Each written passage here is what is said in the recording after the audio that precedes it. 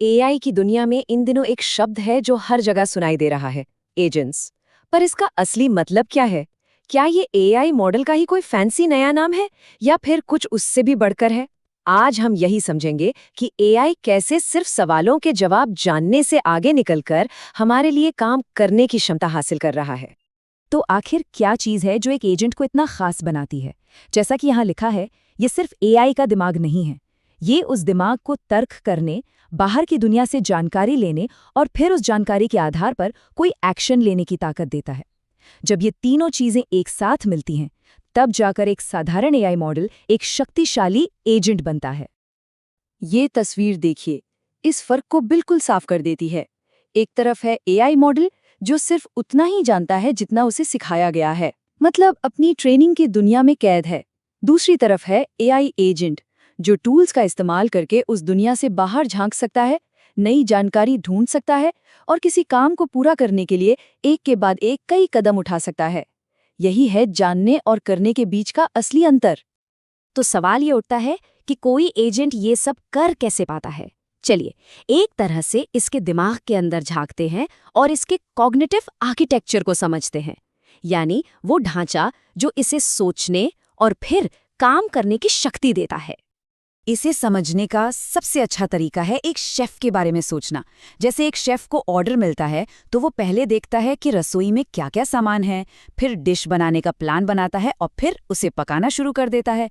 एक AI agent भी आप समझिए बिल्कुल इसी तरह काम करता है, जानकारी लेना, प्लान बनाना और फिर उस पर काम करना। और ये रहा उस शेफ की रसोई का एक तरह से नक्शा। देखिए, किसी भी एजेंट के दिल में तीन मेन चीजें होती हैं। सबसे पहले है मॉडल, यानी एआई का अपना दिमाग। फिर आती है ऑर्केस्ट्रेशन लेयर जो बिल्कुल शेफ की तरह प्लान बनाती है। और आखिर में है टूल्स, यानी वो चाकू, चम्मच और बाकी औजार जिनसे असल दुनिया में काम होता है। तो चलिए इसे और भी आसान शब्दों में तोड़ते हैं। मॉडल को आप एजेंट का मस्तिष्क समझ लीजिए जो सोचता है। ऑर्केस्ट्रेशन लेयर उसका योजनाकार है जो ये तय करता है कि क्या, कब और कैसे करना है। और टूल्स एजेंट के हाथ हैं जो बाहरी दुनिया में असल काम को अंजाम देते हैं। मस्तिष्क, योजनाकार और हाथ, इन तीनों से मिलकर ही एक पूरा एजेंट बनता है। अब बात करते हैं उस चीज़ की जो एजेंट्स को उनकी असली ताकत देती है, और वो हैं टूल्स।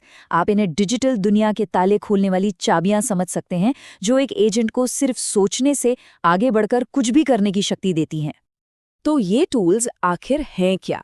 देखिए, सीधे शब्दों में कहें तो ये एआई की सोच और असल दुनिया के काम के बीच का पुल है। इनके बिना एआई सिर्फ बातें कर सकता है, लेकिन टूल्स के साथ वही एआई आपकी फ्लाइट बुक कर सकता है, आपकी टीम को एक ईमेल भेज सकता है या आपकी कंपनी के सेल्स डेटा से एक रिपोर्ट भी निकाल सकता है। एक एजेंट के टूल बॉक्स में मोटे तौर पर तीन तरह के औजार होते हैं: एक्सटेंशंस, फंक्शंस और डेटा स्टोर्स। चलिए एक एक करके देखते हैं कि ये क्या करते हैं और इनमें क्या फर्क है। यह तस्वीर एक्सटेंशंस और फंक्शंस के बीच का सबसे बड़ा फर्क दिखाती है कि आखिर कंट्रोल किसके हाथ में है। एक्सटेंशंस में एजेंट खुद फैसला लेकर एपीआई कॉल करता है, मतलब वो खुद काम करता है। लेकिन फंक्शंस में एजेंट सिर्फ एक सुझाव देता है और आखिरी फैसला डेवलपर के ऐप का होता है। कंट्रोल का ये फर्क टेक्नोलॉजी बनाने वालों के लिए बहुत मायने रखता है। ये टेबल भी देखिए, वही बात और साफ साफ बता रही है। एक्सटेंशन सीधे साधे एपीआई इंटरैक्शंस के लिए बहुत अच्छे हैं, जहां एजेंट को पूरी आज़ादी होती है। वहीं फंक्शंस ज़्यादा सुरक्षित कामों के लिए बेहतर हैं, जहां डेवलपर का कंट्रोल रखना ज़रूरी होता है। ठीक है, तो एपीआई से कनेक्ट करना तो समझ में आ गया, पर क्या होगा अगर एजेंट को किसी कंपनी के प्राइवेट डॉक्यूमेंट्स या किसी खास वेबसाइट से जानकारी निकालनी हो, तब वो क्या करेगा? और असल में यही तो सबसे बड़ी चुनौती है। एक एजेंट उन प्राइवेट डॉक्यूमेंट्स या डेटाबेस तक कैसे पहुंचेगा जो पब्लिक इंटरनेट पर मौजूद ही नहीं है? इसका जवाब हमारे तीसरे तरह के टूल में छिपा है। और इसका सॉल्यूशन है डेटा स्टोर्स। ये एक और पुल की तरह काम करते हैं जो एजेंट को हर तरह के प्राइवेट डेटा से जोड़ देते हैं, चाहे वो पीडीएफ्स हों, वेबसाइट्स हों या फिर आपकी कंपनी की कोई स्प्रेडशीट। इससे एजेंट का ज्ञान सिर्फ उसकी ट्रेनिंग तक सीमित नहीं रहता, वो असीमित हो जाता है। इस पूरी प्रक्रिया के पीछे जो स्मार्ट टेक्नोलॉजी है उसे रैग कहते हैं, यानी रिट्रीवल ऑगमेंटेड जनरेशन। सुनने में थोड़ा मुश्किल लगता है ना? पर इसका मतलब बहुत आसान है। जवाब देने से पहले एजेंट बाहर के डेटा स्टोर से सही जानकारी रिट्रीव करता है, यानी ढूंढ कर लाता है, और फिर उस नई जानकारी के आधार पर अपना जवाब जनरेट करता है, यानी बनाता है। चलिए इस 5 स्टेप प्रोसेस को फटाफट समझते हैं। सबसे पहले एक सवाल पूछा जाता है। इसके बाद सिस्टम उस सवाल से मिलती जुलती जानकारी को डेटाबेस में खोजता है। फिर जो सबसे काम की जानकारी होती है उसे बाहर निकाला जाता है। एजेंट इस नई जानकारी को और आपके सवाल को एक साथ मिलाता है और आखिर में एक ज्यादा सटीक और जानकारी से भरा जवाब तैयार होता है। तो अभी तक हमने सारे पुर्जे अलग अलग समझ लिए, मॉडल, ऑर्केस्ट्रेशन और टूल्स। आप देखते हैं कि ये सब मिलकर असल में किसी समस्या को कैसे सुलझाते हैं। चलिए एक एजेंट की सोच को एक्शन में देखते हैं। इसे समझने के लिए हम रिएक्ट नाम के एक फ्रेमवर्क को देखेंगे, और इसका नाम ही देखिए सब कुछ बता देता है, रीजन और एक्ट, यानी पहले सोचो फिर एक्शन लो। एजेंट इसी सिंपल से चक्र में काम करता है। यहाँ हम एक एजेंट को काम पर देख सकते हैं।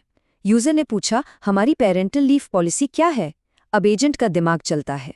वो सोचता है इस सवाल का जवाब तो कंपनी के डॉक्यूमेंट्स में मिलेगा। तो उसका एक्शन होता है डेटा स्टोर में खोजना। उसे पॉलिसी वाला PDF मिल जाता है। अब वो फिर सोचता है ठीक है, जानकारी तो मिल गई, अब इसे आसान भाषा में यूजर को देना है, और फिर वो अपना फाइनल जवाब तैयार कर देता है। यही है सोचो और काम करो का पूरा चक्र। तो हमने एक एजेंट के आर्किटेक्चर से लेकर उसकी सोचने की प्रक्रिया तक का पूरा सफर देख लिया। अब इस पूरे विश्लेषण की जो सबसे जरूरी बातें हैं उन्हें एक बार फिर से दोहरा लेते हैं। तो आज हमने क्या समझा?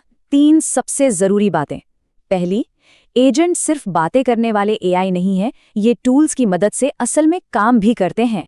दूसरी, इनका दिमाग है ऑर्केस्ट्रेशन लेयर, जो सोचो और काम करो के सिद्धांत पर चलता है।